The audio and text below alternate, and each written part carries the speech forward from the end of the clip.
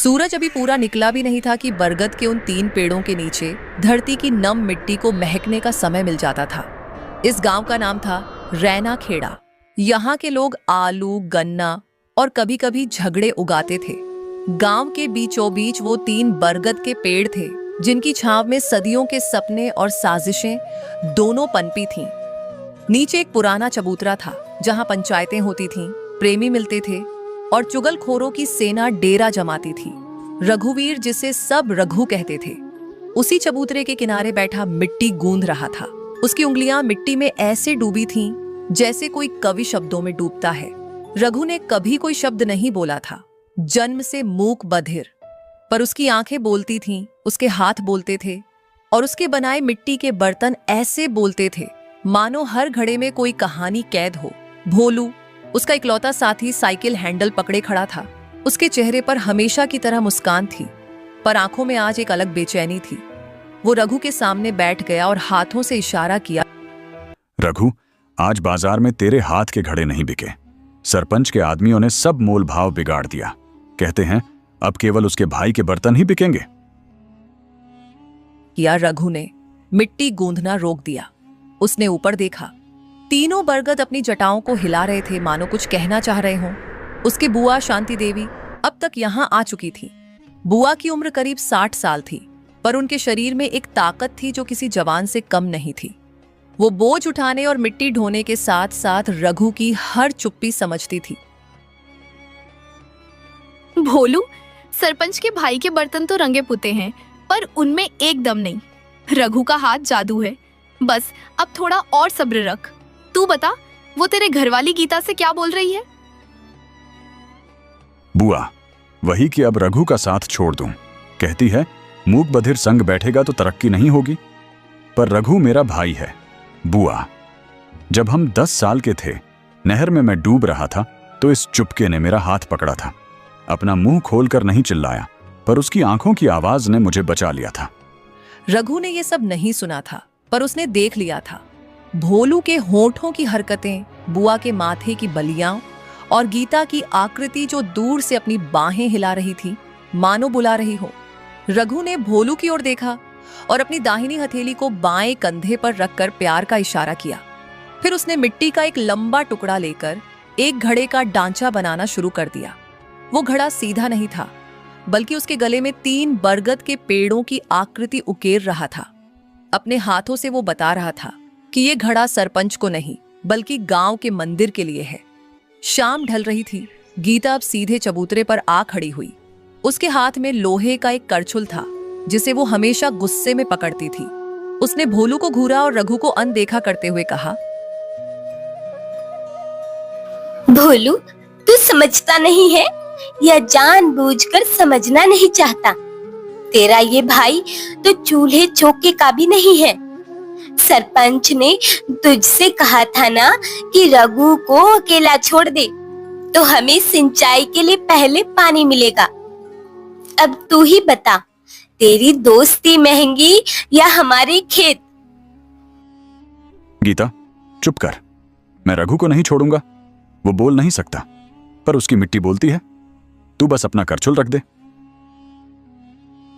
अच्छा, तो फिर सुन ले, आज से तो इस घर में रोटी नहीं खाएगा जब तक इस गूंगे बहरे से नाता नहीं तोड़ता। गूंगा बहरा शब्द सुनते ही रघु के हाथ रुक गए। उसने मिट्टी के घड़े पर दबाव डाला और उसकी बरगद की आकृति का एक हिस्सा टूट गया। रघु ने टूटे हुए टुकड़े को देखा, फिर उसने भोलू की तरफ देखा। उसकी आंखों में कोई गिला नहीं था, बस एक गहरी समझ थी। रघु ने हाथों से कहा, जा भोलू, मैं अकेला ठीक हूं। मेरे लिए झगड़ा मत कर। तू अपने घर जा। मेरे पास मिट्टी है, बुआ है और ये 3 बरगद हैं, बस। भोलू की आंखें नम हो गईं। वो गीता को घूरता रहा। फिर उसने रघु का हाथ छुआ और अपनी हथेली पर 3 बार ठपठपाया। उनका पुराना इशारा, जिसका मतलब था मैं तेरे साथ हूं। लेकिन गीता ने उसका हाथ पकड़कर खींच लिया। दोनों चले गए। चबूतरे पर बस रघु, बुआ और वो 3 बरगद रह गए। रात हो गई। बुआ ने मिट्टी का दिया जलाया। उसकी लौ पर एक पतंगा झुलस गया। रघु, हालांकि वो अब बच्चा नहीं था, पर बुआ के लिए वो हमेशा वही मासूम बच्चा था जिसने पहली बार अपने माँ बाप को खोया था। बेटा, तू चिंता मत कर, तेरे हाथों में भगवान बसता है। ये सरपंच और उसकी साजिशें, इनका घड़ा भी एक दिन फूटेगा। तू बस अपनी मिट्टी गूंथता रह। रघु ने बुआ की ओर देखा। उसने अपना सिर बुआ के कंधे पर रख दिया। बाहर हवा चली और बरगद के पत्ते सरसराए, मानो तीनों पेड़ एक दूसरे से फुसफुसा रहे हों।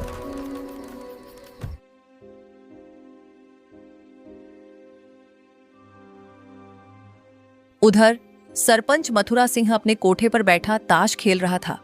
उसके हाथ में इक्का था। उसने अपने साथ बैठे मुंशी से कहा, वो कुम्हार का लड़का रघु, उसकी जमीन का टुकड़ा जो नहर के किनारे है, वो हमें चाहिए। अब उसका कोई साथी नहीं बचा। भोलू को तो हमने निकलवा ही दिया। अब बारी है बुआ की। कल से उस बुढ़िया को भी गांव से बदनाम कर देंगे। कोई ऐसा झूठ बुनो कि सबको लगे बुआ ने ही रघु की जमीन हड़पनी।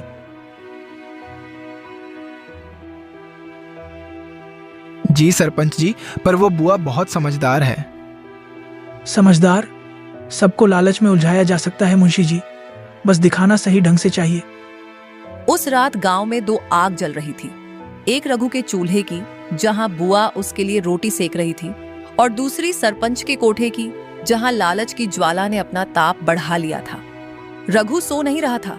वो चबूतरे पर जाकर बैठ गया और तीनों बरगदों को देखने लगा। उसने अपनी उंगलियों से हवा में एक घड़ा बनाया, फिर उसे तोड़ दिया। ये उसका अपना तरीका था, बनाना और मिटाना, फिर से बनाना, क्योंकि उसे पता था सच्ची कला और सच्चा दोस्त कभी मिटता नहीं, बस थोड़ी देर के लिए मिट्टी में समा जाता है। अगले दिन सुबह होते ही गांव में हलचल मच गई। सरपंच के आदमियों ने रघु के बुआ शांति देवी के खिलाफ अफवाह उड़ा दी। बुआ ने रघु की जमीन गिरवी रख दी है। बुआ ने रघु के नाम का झूठा कागज बनवा लिया है। गांव की औरतें चौपाल पर इकट्ठा हो गईं। हर कोई कानाफूसी कर रहा था। कोई सच नहीं जानता था, पर हर कोई कुछ न कुछ बोल रहा था। बुआ उस समय रघु के घर के आंगन में बैठी आलू छील रही थी। उसने देखा पड़ोस की बिंदिया दीवार फांद कर आई और डरती डरती बोली, शांति बुआ, आपको पता है सरपंच के लोग कह रहे हैं कि आपने रघु की जमीन का कागज गायब कर दिया। मैं तो आपको समझाती हूँ, सावधान रहिए। बिंदिया, जिस मिट्टी से रघु बर्तन बनाता है, उसी मिट्टी में एक दिन सरपंच की हड्डियां भी मिल जाएंगी। झूठ बोलने वालों के पैर उखड़ जाते हैं। तू जा, अपना काम कर। बिंदिया चली गई। बुआ ने आलू का छिलका एक तरफ रखा और रघु को देखा। रघु चबूतरे पर खड़ा अपनी कुल्हाड़ी से मिट्टी काट रहा था। लकड़ी नहीं, बल्कि ठोस मिट्टी के ढेले। उसने सुना नहीं था, पर देखा था बिंदिया के चेहरे की घबराहट, बुआ की आंखों की शांत चिंगारी। उसने कुल्हाड़ी रखी, अपने हाथों को मिट्टी में धोया, फिर बुआ के पास गया और उसके सिर पर हाथ रख दिया। ये उसका तरीका था कहने का, मुझे तुम पर भरोसा है। बेटा, तू चिंता मत कर, मैं तेरी जमीन नहीं बेचूंगी। वो जमीन तेरे बाप की कमाई है। पर अब लगता है हमें ये लड़ाई अकेले नहीं लड़नी। भोलू को वापस बुलाना पड़ेगा। भोलू की ओर देखें तो वो अपने घर के दरवाजे पर बैठा था। गीता ने अंदर से कुंडी लगा दी थी।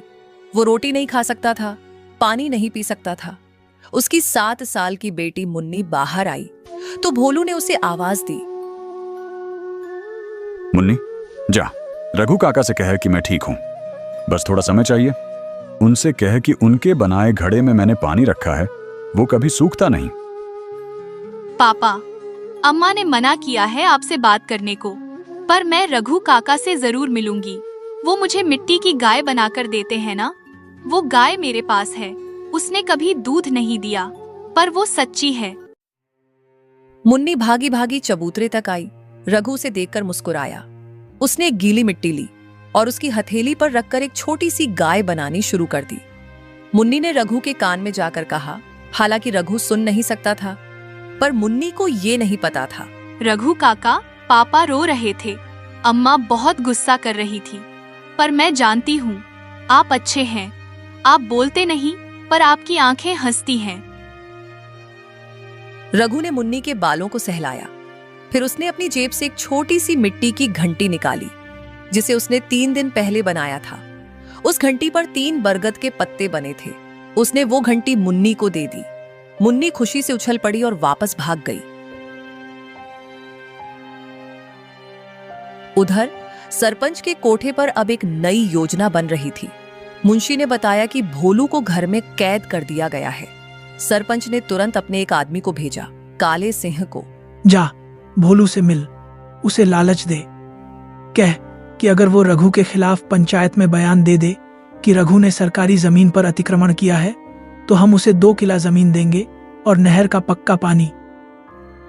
जी सरपंच जी, पर भोलू तो रघु का जिगरी दोस्त है।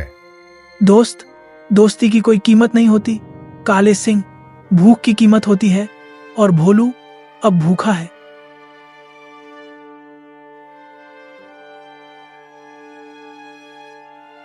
काले सिंह ने भोलू के घर का दरवाजा खटखटाया। गीता ने दरवाजा खोला। भोलू अंदर बैठा था।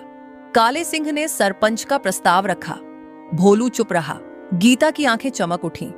उसने तुरंत हाँ कर दी। तू सुन रहा है ना भोलू? 2 किला जमीन, हाँ 2 किला जमीन। तू कल पंचायत में जाकर बोल दे क्या रखा है इस रघु में। वो तो बहरा है, बहरा, उसे पता भी नहीं चलेगा। गीता, तू चुप रह। मैं रघु के खिलाफ एक शब्द नहीं बोलूंगा। जा, काले सिंह, सरपंच से कह दे कि भोलू की दोस्ती मिट्टी की तरह है। गीली हो तो घड़ा बन जाती है, सूखी हो तो पत्थर, पर झूठी कभी नहीं। काले सिंह मुंह बनाकर चला गया। गीता ने भोलू के सामने एक खाली थाली पटक दी और बोली, भूखा मर। भोलू ने थाली उठाई और चुपचाप कोने में रख दी। तभी मुन्नी ने आकर भोलू की गोद में वो मिट्टी की घंटी रख दी। भोलू ने घंटी बजाई। कोई आवाज नहीं थी क्योंकि वो पकी नहीं थी, पर भोलू को वो आवाज सुनाई दी, रघु की चुप्पी की आवाज। उसने घंटी को अपने दिल से लगा लिया। रात को रघु ने एक बड़ा सा घड़ा बनाया। उस घड़े पर 3 बरगदों की जड़ें बनी थीं, जो आपस में गूंथी हुई थीं। उसने घड़े के अंदर पानी भरा और उसमें अपने दोनों हाथ डुबो दिए। उसने महसूस किया पानी ठंडा था, पर उसकी उंगलियां गर्म थीं। उसने अपनी आंखें बंद कर ली और सोचा, जो सुनता है वो डर जाता है, जो देखता है वो समझ जाता है। मैं सब देख रहा हूं। बेटा, तू घड़ा बना रहा है या अपनी जिंदगी को संजो रहा है? चल, आज मैं तुझे नहलाऊंगी, बचपन की तरह, फिर रोटी खाएंगे। रघु ने बुआ की तरफ देखा और मुस्कुरा दिया। उसने पानी से अपना चेहरा धोया। उस रात उसने तय कर लिया, अब वो चुप नहीं बैठेगा। वो बोल नहीं सकता, पर वो बना सकता है, और उसकी बनाई हर चीज एक गवाह होगी। सरपंच के झूठ की, गीता के लालच की, और भोलू की सच्चाई की।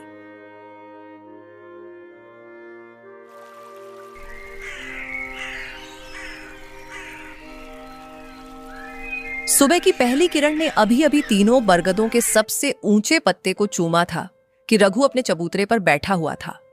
उसने पूरी रात नींद नहीं ली थी। उसके आसपास मिट्टी के बिखरे टुकड़े पड़े थे, जैसे किसी ने कोई अधूरा सपना तोड़ दिया हो। पर रघु के हाथों में एक नया घड़ा आकार ले रहा था। ये घड़ा अलग था। इसकी दीवारें पतली थीं, लगभग पारदर्शी, और इसके ऊपर उसने 3 बरगदों की जड़ों को इतनी बारीकी से उकेरा था कि वे जैसे जमीन के अंदर भी उतर रही हो। बेटा, तूने सारी रात जग कर यह घड़ा बनाया। तेरी आंखों के नीचे काले घेरे पड़ गए हैं। अब थोड़ा आराम कर। हथेली घड़े के ऊपर फेरी और फिर अपने दिल पर रख ली। यानी ये घड़ा मेरा दिल है। बुआ समझ गई। वह चुपचाप बैठ गई और रघु को बनाते हुए देखती रही। उसकी आंखों में एक डर भी था और एक गर्व भी, क्योंकि उसे पता था रघु जो भी बना रहा है वो सिर्फ मिट्टी का खिलौना नहीं है। इसी बीच गांव के मुख्य चौराहे पर सरपंच मथुरा सिंह ने ढोल बजवा दिया। उसके आदमी ने ऐलान किया, सुनो सुनो गांव वालों, कल पंचायत है। रघु कुम्हार पर आरोप है कि उसने सरकारी पट्टी पर कब्जा कर रखा है। जो भी सच जानता है वो आकर बोले, जो नहीं आएगा वो दोषी समझा जाएगा। यह सुनकर गांव में हड़कंप मच गया। लोग जानते थे कि रघु ने कभी किसी की जमीन नहीं ली, पर सरपंच के सामने कौन बोलता? जिसकी जितनी बोल्डी थी उतनी ही चुप्पी। कुछ औरतों ने बुआ से कहने की कोशिश की, नहीं, हम भागेंगे नहीं। जो सच है वो सच है। रघु ने कभी झूठ नहीं बोला, मैं भी नहीं बोलूंगी। जो होगा देखा जाएगा। उधर भोलू के घर में तूफान था। गीता ने मुन्नी को स्कूल नहीं भेजा था। वो खुद रघु के खिलाफ बयान लिखवाने सरपंच के पास गई थी। भोलू ने जब यह सुना तो उसके पैरों तले जमीन खिसक गई। गीता, तू कहाँ गई थी? तूने सरपंच से मिलकर क्या कर दिया? तू नहीं करता तो मैंने कर दिया। कल पंचायत में मैं बोलूंगी कि रघु ने मेरे पति यानी तुझे धमकाया था। तू झूठ बोलेगी रघु पर, जिसने कभी किसी का बाल बांका नहीं किया? मुझे जमीन चाहिए भोलू, सच नहीं, जमीन। भोलू ने गीता के चेहरे की ओर देखा। उसे लगा जैसे यह औरत उसकी पत्नी नहीं, कोई अजनबी है। उसने अपनी बेटी मुन्नी को बुलाया और उससे कहा, मुन्नी, तू जा रघु काका से कह कि कल की पंचायत में वह घड़ा लेकर आए जो उसने 3 बरगदों के नीचे रखा है। वह घड़ा बोलेगा। पापा, घड़ा कैसे बोलेगा? उसका तो मुंह नहीं होता। बेटा, रघु काका ने जो बनाया है वह बोलता है, बस सुनना आना चाहिए। मुन्नी दौड़ी दौड़ी रघु के पास गई। रघु उस वक्त अपने घड़े को आखिरी रूप दे रहा था। उसने देखा मुन्नी आई है। उसके हाथ में वही मिट्टी की घंटी है जो उसने दी थी। मुन्नी ने भोलू की पूरी बात इशारों में समझाने की कोशिश की, पर वह जानती थी कि रघु सुन नहीं सकता। तो उसने रघु के सामने वे घड़ा रखा जो उसने बनाया था और फिर अपने दोनों हाथों को घड़े के पास ले जाकर बोलने का नाटक किया। रघु समझ गया। उसने मुन्नी के सिर पर हाथ रखा और मुस्कुरा दिया। उस रात सरपंच के कोठे पर बैठक थी। उसके भाई ठाकुर यशपाल सिंह शहर से आए थे। वह एक बड़े ठेकेदार थे। उन्होंने सरपंच से कहा, मथुरा, ये रघु कौन है? इतनी चर्चा क्यों? भाई साहब, यह एक गूंगा बहरा कुम्हार है, पर इसकी जमीन गंगा जमुना के दोआब में 5 किला उपजाऊ। अब इस मूक बधिर से जमीन लेना तो जैसे बच्चे से लड्डू छीनना, पर थोड़ी नाटकबाजी करनी पड़ रही है। नाटकबाजी मत कर, सीधे दबा। गांव में तेरा ही राज है। कल पंचायत में फैसला करा दे। मुझे वह जमीन अगले महीने तक चाहिए। जैसी आपकी मर्जी। कल उस बुढ़िया और उस गूंगे की ऐसी धुनाई होगी कि वे खुद ही जमीन छोड़कर भाग जाएंगे। उधर बुआ रघु के घर में दिया जला रही थी। उसने देखा रघु अपने घड़े के पास बैठा है और घड़े की दीवारों पर अपनी उंगलियों से थपथपा रहा है। एक एक थपकी से घड़े में हल्की सी गूंज उठती। बुआ ने पूछा, बेटा, तू क्या कर रहा है? रघु ने बुआ की तरफ देखा। फिर उसने घड़े के अंदर थोड़ा पानी डाला। पानी धीरे धीरे घड़े की दीवारों से रिसने लगा, पर एक जगह से पानी रिस रहा था जहां उसने जड़ें उकेरी थीं। बुआ ने देखा वह दरार कोई दरार नहीं थी, बल्कि एक सुनियोजित छेद था। रघु ने बुआ को इशारे से समझाया, यह घड़ा फूटा नहीं है, यह अपने आप बोलता है।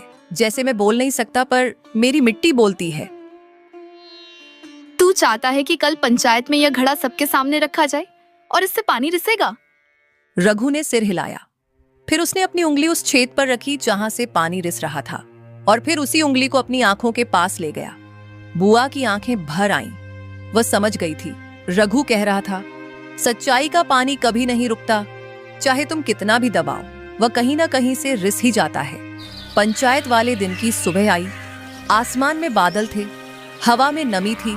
तीनों बरगदों के पत्ते जोर जोर से सरसरा रहे थे, मानो किसी को चेतावनी दे रहे हों। चबूतरे पर सरपंच, 5 पंच और गांव के करीब 300 लोग जमा हो गए। बीच में एक खाली जगह थी जहां रघु और बुआ को खड़ा किया गया था।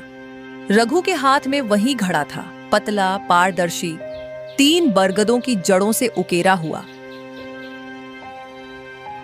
सरपंच जी, पंचों जी और गांव के लोगों, आज इस पंचायत का मुद्दा गंभीर है। रघु कुम्हार पर आरोप है कि उसने सरकारी पट्टी नंबर 12 पर कब्जा कर लिया है। वहां वह मिट्टी खोदता है और बर्तन बनाता है। हमारे पास गवाह हैं। पहले गवाह गीता, जो भोलू की पत्नी है। गीता आगे आई। उसने साड़ी के आंचल से आंखें पोंछी। नाटकीय अंदाज में उसने बोलना शुरू किया, सरपंच जी, मैं सच बताऊंगी। हाँ, मेरे पति भोलू रघु के दोस्त थे, पर रघु ने उन्हें बहुत परेशान किया।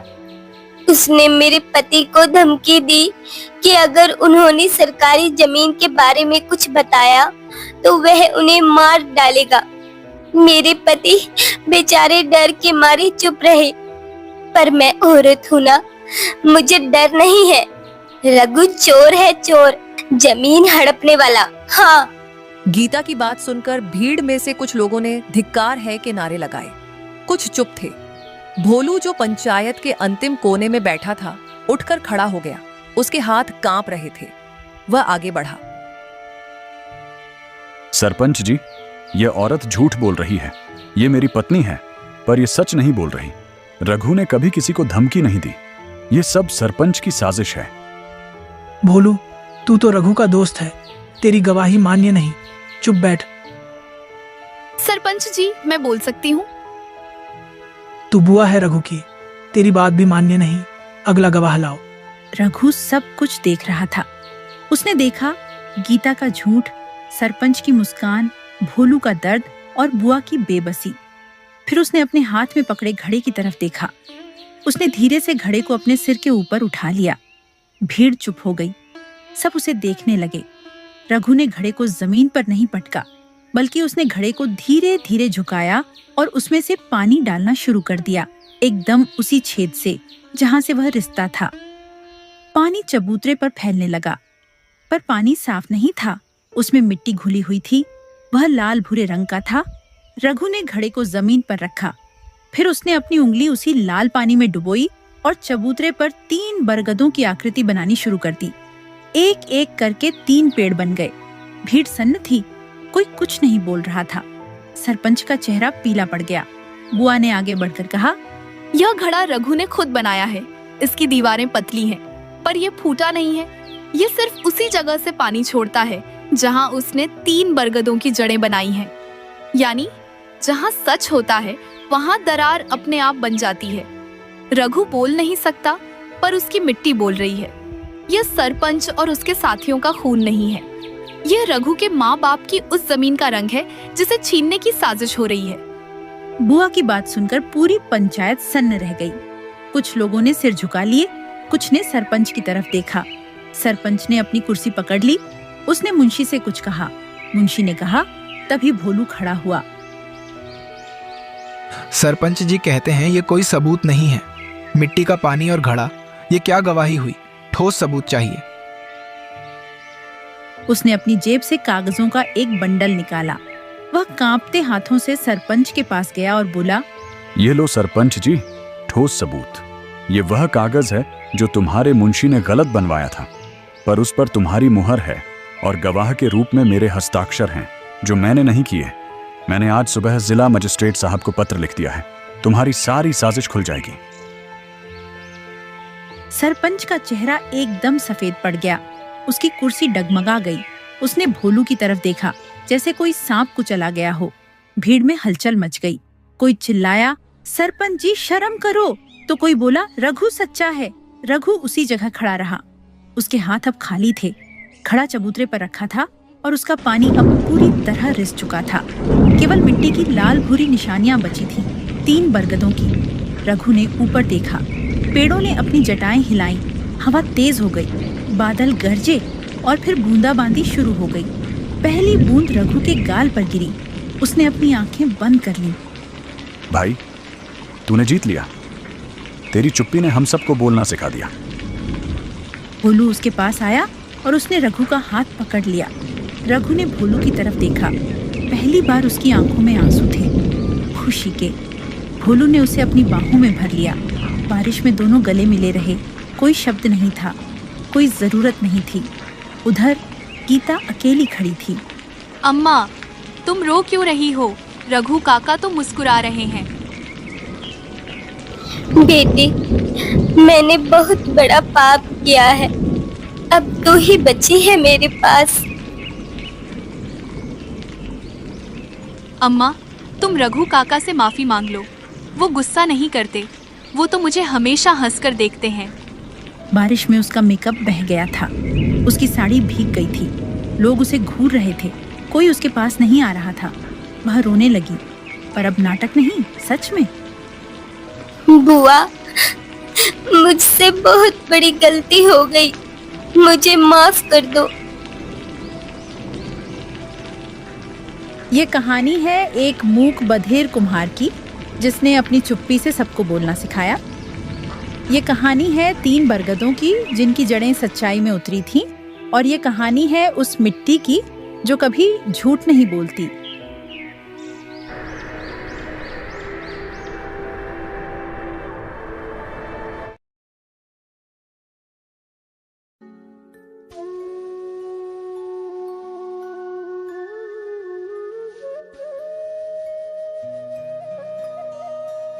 सूरजपुर गांव में एक छोटी सी झोपड़ी थी। उसी झोपड़ी में गौरी नाम की एक अनाथ लड़की अपने 2 छोटे भाइयों छोटू और मुन्ना के साथ रहती थी। माँ बाप को गुजरे कई साल हो चुके थे। गौरी ही अब माँ भी थी, बहन भी और घर की जिम्मेदार भी। गरीबी थी, मगर उसके दिल में हिम्मत बहुत थी। गांव वाले कहते थे कि लड़की एक दिन अपनी किस्मत खुद बदल देगी।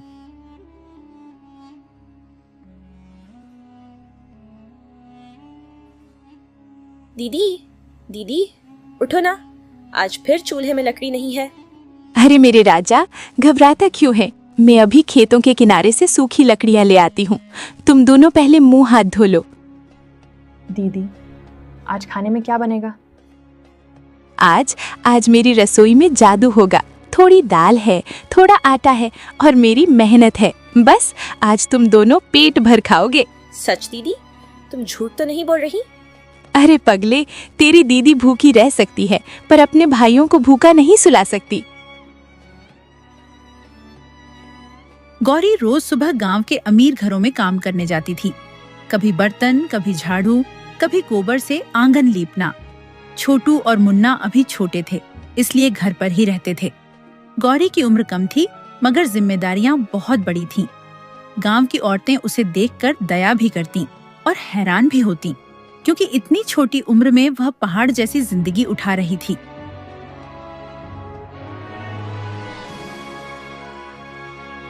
छोटू, मुन्ना, मैं ठाकुराइन के घर जा रही हूँ। तुम दोनों झोपड़ी से बाहर मत निकलना। दीदी, जल्दी आना। कल तुम देर से आई थी, हमें बहुत डर लगा था। अरे मैं हूँ ना, जब तक सांस है तुम दोनों को कुछ नहीं होने दूंगी। दीदी, अगर कोई हमें डांटे तो कहना हमारी दीदी गौरी है, वो किसी से नहीं डरती। हाँ, हमारी दीदी सबसे बहादुर है। उस दिन गौरी ठाकुराइन के घर काम कर रही थी। तभी ठाकुराइन की नजर उसकी सुंदरता और सादगी पर पड़ी। गौरी का चेहरा साधारण था, पर उसकी आंखों में सच्चाई थी। ठाकुराइन के मन में कुछ और ही चल रहा था। वो अपने बिगड़ैल बेटे विक्रम के लिए गौरी को देख रही थी, लेकिन उसकी नीयत साफ नहीं थी। ए गौरी, इधर आ।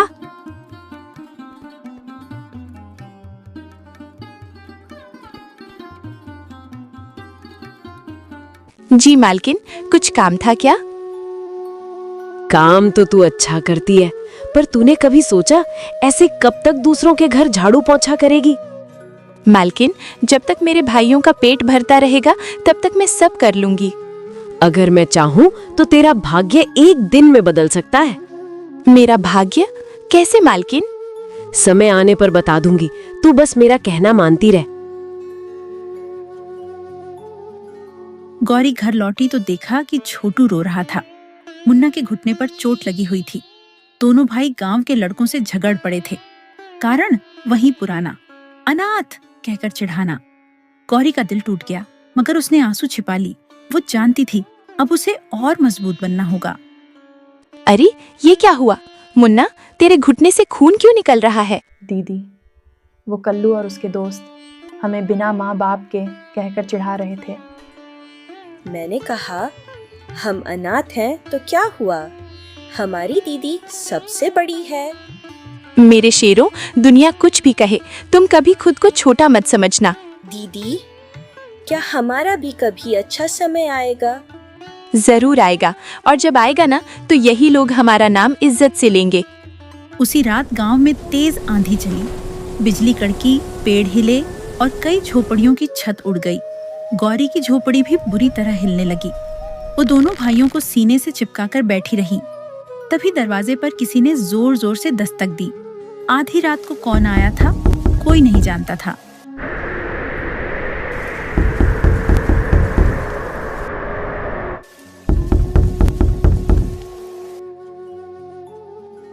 दीदी, कोई दरवाजा पीट रहा है। मुझे डर लग रहा है। तुम दोनों पीछे हटो, मैं देखती हूँ। बेटी, दरवाजा खोलो। मैं राह भटका हुआ बूढ़ा आदमी हूँ। इतनी रात को? कौन हो आप? आंधी में फंस गया हूँ। अगर रात भर आसरा मिल जाए तो तुम्हारा बड़ा उपकार होगा।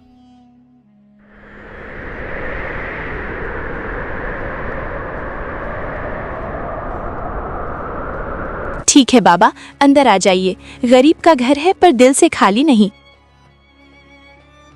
वो बूढ़ा साधु जैसा दिखता था, भीगा हुआ, थका हुआ और बेहद शांत। गौरी ने उसे सूखी रोटी और पानी दिया। बूढ़ा उसकी सेवा देखकर भावुक हो गया। उसने देखा खुद भूखी रहकर भी लड़की मेहमान को खिला रही है। उसी पल उसने तय कर लिया कि गौरी की परीक्षा भी लेनी है और मदद भी करनी है। बेटी, तूने खुद खाया भी है या नहीं? बाबा, पहले मेहमान खाता है, हम बाद में खा लेंगे। और अगर कुछ बचा ही ना तो पानी पी लेंगे, पर मेहमान भूखा नहीं सोएगा। तेरे जैसे लोग ही धरती को पवित्र रखते हैं। बाबा, हमारी दीदी बहुत अच्छी है ना? बहुत अच्छी नहीं बेटा, बहुत अनमोल है।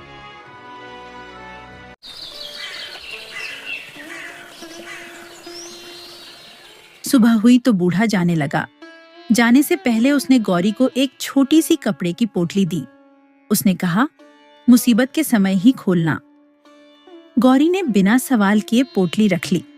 उसे लगा शायद बाबा ने आशीर्वाद दिया है, लेकिन असली रहस्य अभी बाकी था।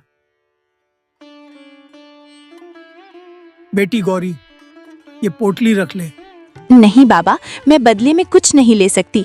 मैंने तो बस इंसानियत निभाई है। ये दान नहीं, तेरी सेवा का आशीर्वाद है। पर ध्यान रखना, इसे यूं ही मत खोलना। तो कब खोलूं बाबा?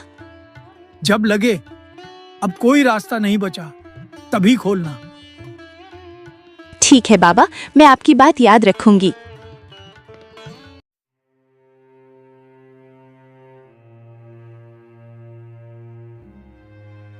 कुछ दिनों बाद ठाकुरायन ने गौरी को फिर बुलाया। इस बार उसके घर में बड़ी सजावट हो रही थी। विक्रम शहर से लौट आया था, बिगड़ा हुआ, घमंडी और लालची। उसकी नजर पहली ही बार में गौरी पर टिक गई और उसी पल उसने उसे पाने की ठान ली। माँ, ये लड़की कौन है? यही गौरी है, गांव की अनाथ लड़की। काम बहुत अच्छा करती है। अनाथ है तो इसका सहारा भी कोई नहीं होगा।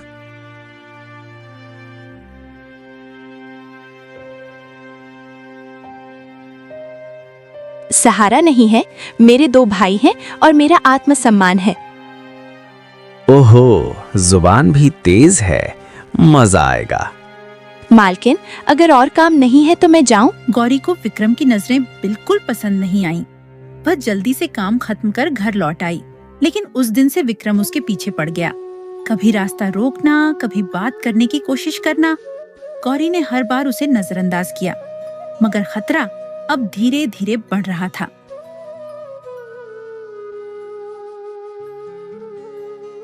अरे गौरी, इतनी जल्दी क्या है? 2 बातें तो कर लें। हटो रास्ते से, मुझे घर जाना है। इतना गुस्सा? मैं तो बस दोस्ती करना चाहता हूँ। तुम जैसे लोगों की दोस्ती गरीब लड़कियों के लिए मुसीबत होती है। सोच लो, मैं ठाकुर का बेटा हूँ। और मैं गरीब सही, पर बिकाऊ नहीं। गौरी ने यह बात किसी को नहीं बताई। वो नहीं चाहती थी कि छोटे भाई डर जाएं, लेकिन गांव का एक ईमानदार युवक अरुण सब देख रहा था। अरुण खेतों में मेहनत करता था और स्वभाव से सीधा था। उसे गौरी की हालत समझ आने लगी। वो मन ही मन उसकी मदद करना चाहता था।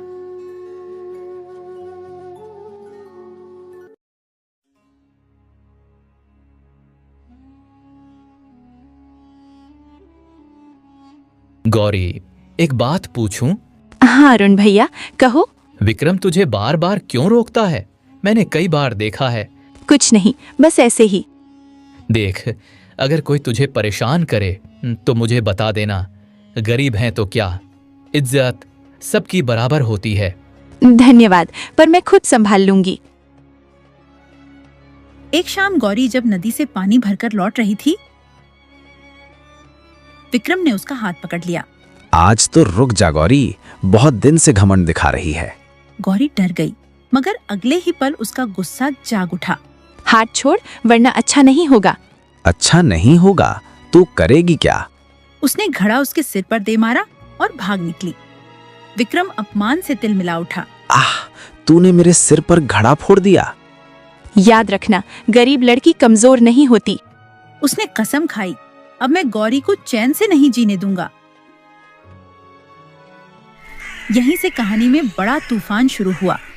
अगले ही दिन ठाकुराइन ने गांव में अफवाह फैला दी। उसने कहा कि गौरी ने उसके घर से चांदी की पायल चुरा ली है। पकड़ो इसे, यही है चोर। मेरी चांदी की पायल इसी ने चुराई है। नहीं मालकिन, मैंने कुछ चुराया नहीं। मैं गरीब हूँ, पर चोर नहीं। गांव वाले दो हिस्सों में बंट गए। कुछ लोग गौरी पर विश्वास करते थे, कुछ ठाकुराइन पर। मुझे नहीं लगता गौरी ऐसा कर सकती है। पर ठाकुराइन झूठ क्यों बोलेगी? मेरी दीदी चोर नहीं है। हाँ, हमारी दीदी झूठ नहीं बोलती। गौरी के लिए यह सबसे बड़ा अपमान था। उसकी इज्जत पर अब सीधा वार हुआ था।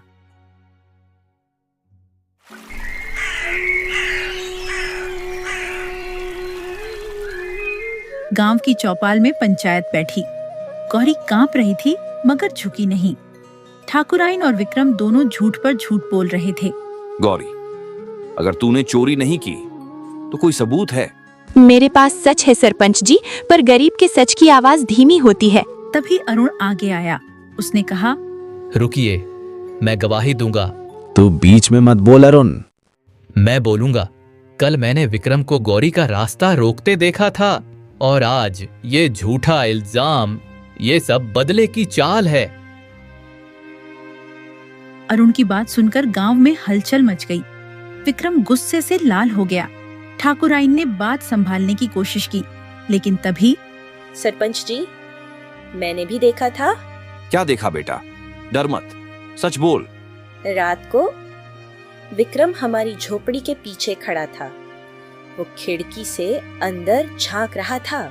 छोटू ने एक और बड़ा राज खोल दिया। क्या? तूने मुझे बताया क्यों नहीं? मैं डर गया था दीदी। धत, ये तो बहुत गलत बात है। उसने बताया कि उसने विक्रम को रात में गौरी की झोपड़ी के पास मंडराते देखा था। अब मामला सिर्फ चोरी का नहीं, साजिश का लगने लगा। विक्रम को लगा अब बात बिगड़ रही है। उसने गुस्से में पंचायत छोड़ दी। बहुत बोल लिया तुम सबने। याद रखना, मुझसे टकराने की कीमत चुकानी पड़ेगी। धमकी दे रहा है पूरे गांव के सामने। तू बीच में मत आ अरुण, वरना तुझे भी पछताना पड़ेगा। डराने की कोशिश मत कर, मैं झुकूंगी नहीं। देख लूंगा तुझे भी, तेरे भाइयों को भी। लेकिन जाते जाते उसने गौरी को घूर कर देखा। उसकी आंखों में बदला साफ दिख रहा था। गौरी समझ गई, असली मुसीबत अभी खत्म नहीं हुई। रात कुछ बड़ा होने वाला था। उस रात गौरी को बूढ़े बाबा की दी हुई पोटली याद आई। दिल में अजीब घबराहट थी। उसने पहली बार सोचा, शायद अब मुसीबत का वही समय है। पोटली खोलने पर उसमें एक पुरानी चिट्ठी और एक चांदी का ताबीज निकला। चिट्ठी पढ़कर गौरी के पैरों तले जमीन खिसक गई, क्योंकि उसमें उसके जन्म का सबसे बड़ा रहस्य लिखा था। हे भगवान, इसमें क्या है? बेटी गौरी, तू साधारण लड़की नहीं है। तू सूरजपुर के पुराने जमींदार धर्मपाल सिंह की खोई हुई नातिन है। क्या मैं जमींदार की नातिन? दीदी, क्या लिखा है? हम शायद इतने अकेले नहीं हैं। चिट्ठी में लिखा था कि सालों पहले लालच में कुछ लोगों ने गौरी के परिवार पर हमला किया था। उसके माता पिता ने जान बचाने के लिए उसे छुपा दिया। फिर हादसे में वे मारे गए। बूढ़ा बाबा असल में पुराने जमींदार का वफादार नौकर था। वही सालों से सही समय का इंतजार कर रहा था और अब वो समय आ चुका था। तो इसलिए बाबा मुझे पहचानते थे। दीदी, क्या अब हमारे अपने लोग हैं?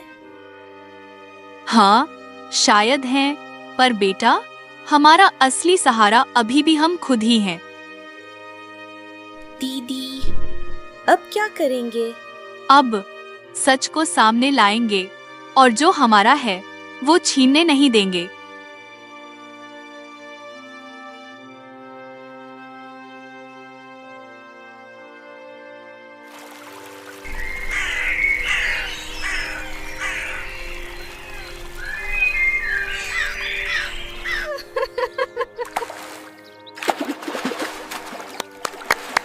उधर विक्रम को भी इस राज्य की भनक लग गई। ठाकुराइन के घर का पुराना नौकर सब सुन चुका था। विक्रम समझ गया, अगर गौरी की असली पहचान सामने आ गई तो उसकी इज्जत और लालच दोनों खत्म हो जाएंगे। उसने उसी रात गौरी की झोपड़ी में आग लगाने की योजना बनाई, लेकिन किस्मत इस बार गौरी के साथ थी। अरुण को पहले ही शक हो चुका था।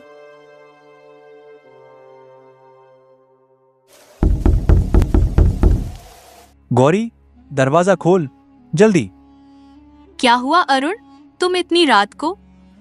विक्रम और उसके 2 आदमी पीछे वाले रास्ते से आ रहे हैं। उनके हाथ में तेल का डिब्बा है।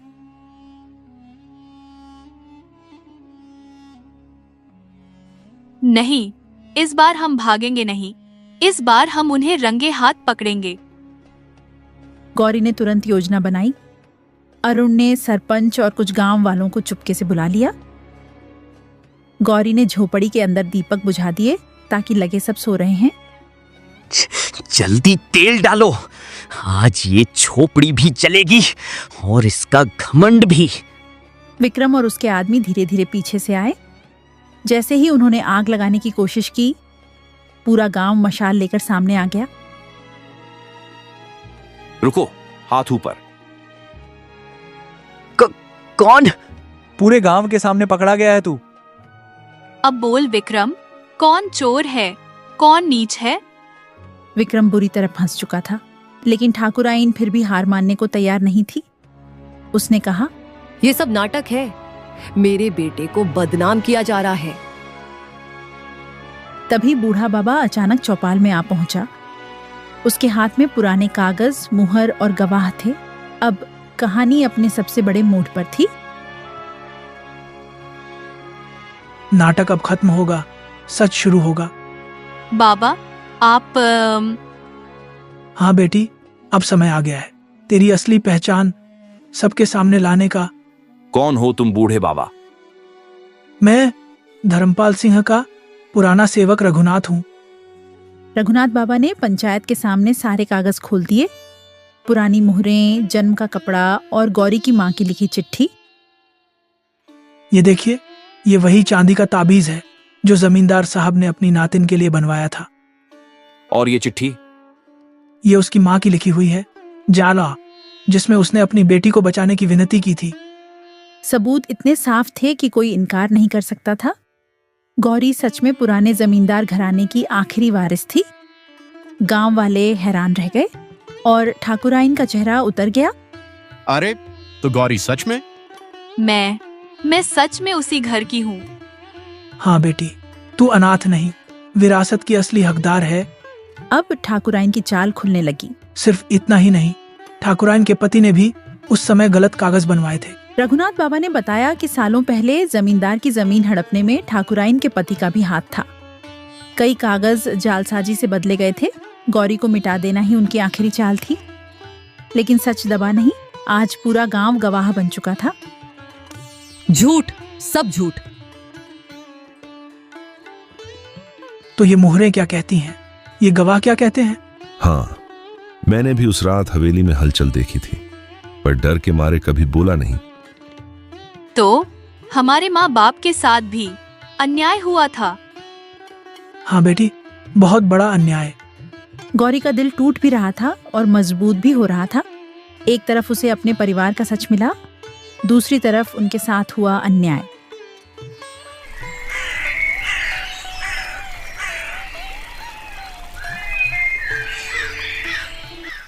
छोटू और मुन्ना पहली बार गर्व से सीना तान कर खड़े थे। अब वे सिर्फ गरीब बच्चे नहीं थे, वे सच और इज्जत के साथ खड़े थे और गांव पहली बार पूरी तरह गौरी के साथ था। दीदी, देखा, मैं कहता था ना, एक दिन सब हमारा नाम इज्जत से लेंगे। हाँ दीदी, आज कोई हमें अनाथ नहीं कहेगा। नहीं बेटा, हम पहले भी छोटे नहीं थे, हमारा दिल बड़ा था, बस आज दुनिया को दिख गया। गौरी, आज तूने सिर्फ अपना नहीं, हर गरीब की इज्जत बचाई है। सरपंच ने तुरंत फैसला सुनाया। तुझे गौरी पर झूठा इल्जाम लगाने, उसकी झोपड़ी जलाने की कोशिश करने और गांव की शांति भंग करने के जुर्म में बंदी बनाया जाता है। नहीं, तुम लोग मुझे छू भी नहीं सकते, मैं ठाकुर का बेटा हूं। अब नहीं, अब तू अपराधी है। मेरा बेटा निर्दोष है। निर्दोष? तो ये तेल का डिब्बा, ये गवाह और ये सबूत क्या है? विक्रम को गांव के सिपाहियों ने पकड़ लिया। ठाकुराइन की हवेली की जांच का आदेश दिया गया। जालसाजी, साजिश और आग लगाने की कोशिश सब साबित होने लगा। गांव में पहली बार ताकतवर लोग कटघरे में खड़े थे और गौरी सिर उठाकर खड़ी थी। गौरी को अब उसकी पुरानी हवेली दिखाई गई। वो हवेली सालों से बंद पड़ी थी, दीवारें टूटी थीं, आंगन सूना था, मगर इतिहास जिंदा था। गौरी ने जैसे ही अंदर कदम रखा, उसकी आंखें भर आईं। उसे लगा जैसे माँ बाप की परछाइयां उसे देख रही हों। यही मेरा घर था। हाँ बेटी, यही तू बचपन में खेली थी, तुझे याद नहीं? क्योंकि तब तू बहुत छोटी थी। दीदी, इतना बड़ा घर, क्या अब हम यहीं रहेंगे? पर पहले इस घर को नहीं, इस घर की इज्जत को वापस लाना होगा।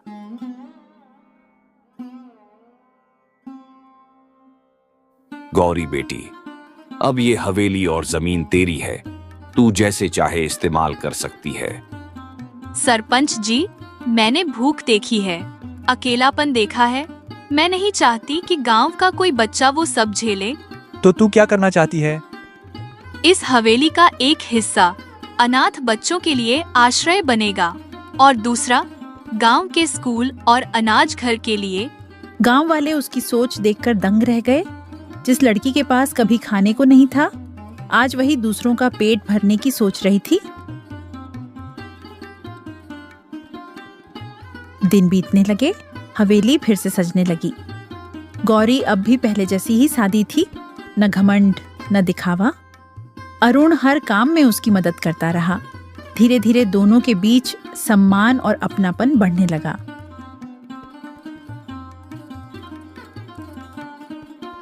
गौरी, तू बदल गई है, पर एक बात अच्छी है, तेरा दिल बिल्कुल नहीं बदला।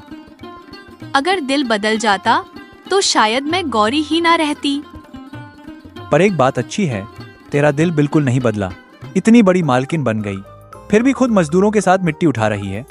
क्योंकि मैं मिट्टी से ही बनी हूँ अरुण, और मिट्टी को भूलने वाला एक दिन गिर ही जाता है।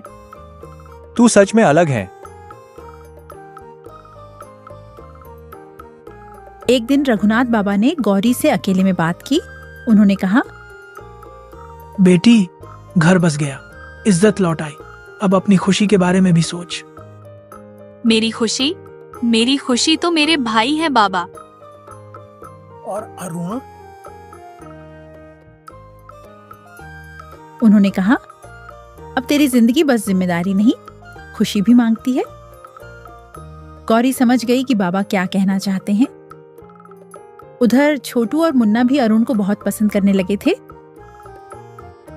बाबा, आप भी ना? दीदी, अगर शादी करनी हो ना तो अरुण भैया से ही करना। गांव वाले भी यही चाहते थे कि गौरी को एक अच्छा जीवन साथी मिले।